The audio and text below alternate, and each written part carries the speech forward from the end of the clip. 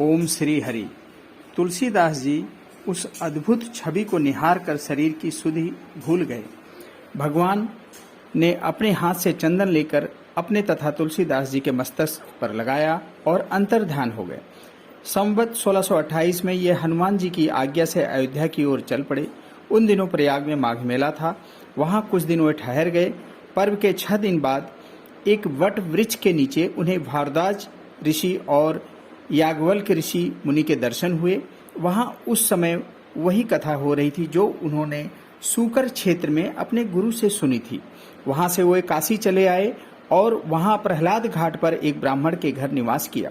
वहां उनके अंदर कवित्व शक्ति का स्फुरण हुआ और वे संस्कृत में पद्य रचना करने लगे।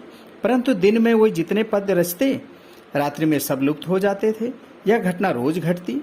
बड़ी विचित्र घटना घट रही थी। तुलसीदास जी को कुछ समझ में नहीं आ रहा था, यह क्या हो रहा है। 8वें दिन तुलसीदास जी को स्वप्न आया। भगवान शंकर ने उन्हें आदेश दिया कि तुम अपनी भाषा में काव्य रचना करो।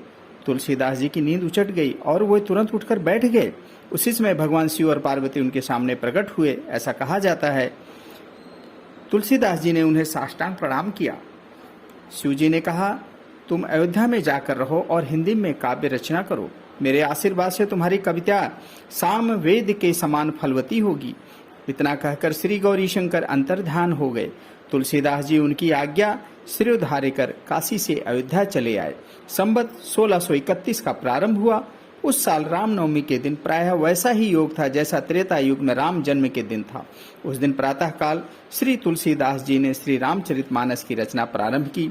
2 वर्ष 7 महीने 26 दिन में ग्रंथ की समाप्ति हुई। संवत 1633 के मार्गशीर्ष शुक्ल पक्ष में राम विवाह के दिन 7 कांड पूर्ण हो गए। इसके बाद भगवान की आज्ञा से तुलसीदास जी काशी चले गए। वहां उन्होंने भगवान विश्वनाथ और माता अन्नपूर्णा को रामचरितमानस सुनाया। रात को पुस्तक श्री विश्वनाथ जी के मंदिर में रख दिए। सवेरे जब पट खोला तो उस पर लिखा हुआ पाया, सत्यम शिवम सुंदरम, और नीचे भगवान शंकर की सही थी। उस समय उपस्थित लोगों ने सत्यम शिवम सुंदरम की आवाज भी कानों से सुनी। इधर पंडितों ने जब यह बात सुनी तो उनके मन में ईर्ष्या उत्पन्न हो गई। वे दल बांधकर तुलसीदास जी की निंदा करने लगे और उस पुस्तक को भी नष्ट कर देने का प्रयत्न करने लगे। उन्होंने पुस्तक चुराने के लिए 2 चोर भेजे। चोरों ने जाकर देखा कि तुलसीदास जी की कुटी के आसपास 2 वीर धनुष बाण लिए पहरा दे रहे हैं। वे बहुत डर गए। वे बड़े ही सुंदर श्याम और गौर वर्ण के थे। उनके दर्शन से चोरों की बुद्धि शुद्ध हो गई। उन्होंने उसी समय से चोरी करना छोड़ दिया और भजन में लग गए।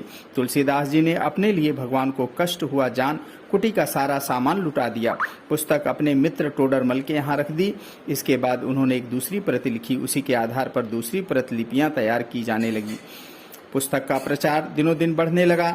इधर पंडितों ने और कोई उपाय न देखकर श्री मधुसूदन सरस्वती जी को उस पुस्तक को देखने की प्रेरणा की। श्री मधुसूदन सरस्वती जी ने उसे देखकर बड़ी प्रसन्नता की और उस पर यह सम्मति लिख दी, आनंद कानने हसिमंजंग मस्त तुलसी तरुह कविता मज्री भाति राम भ्रमर भूषिता।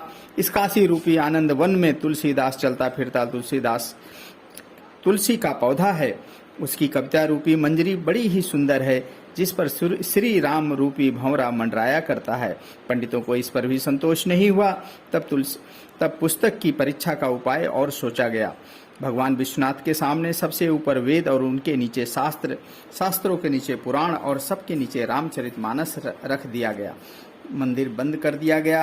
प्रातः काल जब मंदिर खोला गया तो एक आश्चर्यजनक घटना लोगों ने देखा कि रामचरितमानस वेदों के ऊपर रखा हुआ है। अब तो पंडित लोग बड़े लज्जित हुए। उन्होंने तुलसीदास जी से क्षमा मांगी और भक्ति से उनका चरणोदक लिया। तुलसीदास जी अब 80 घाट पर रहने लगे। रात को एक दिन कलयुग मूर्त रूप धारण कर उनके पास आया और उन्हें त्रास देने लगा। गोस्वामी जी ने हनुमान जी का ध्यान किया। हनुमान जी ने उन्हें विनय के पद रचने को कहा। इस पर गोस्वामी जी ने विनय पत्रिका लिखी और भगवान के चरणों में उसे समर्पित कर दिया। श्री राम ने उस पर अपने हस्ताक्षर कर दिए और तुलसीदास जी को निर्भय कर दिया। संवत 1680 श्रावण कृष्ण तृतीया शनिवार को 80 घाट पर गोस्वामी जी ने राम राम कहते हुए अपने शरीर का परित्याग किया। अगर आप इस चैनल पर पहली बार आए हैं तो इसे सब्सक्राइब करें।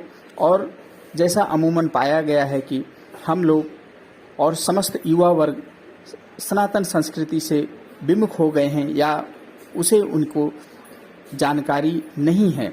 आप सभी लोगों से विनम्र निवेदन है कि आप अपने परिवार के साथ तथा स्पेशली अपने बच्चों को यह कथा जरूर सुनाएं। और एक बार फिर से मैं यह कहना चाहूँगा कि अगर आप पहली बार चैनल पर आए हैं तो चैनल को सब्सक्राइब कर दें, जिससे कि सारे नोटिफिकेशन आपको सबसे पहले प्राप्त हों। ओम हरि श्री ओम हरि।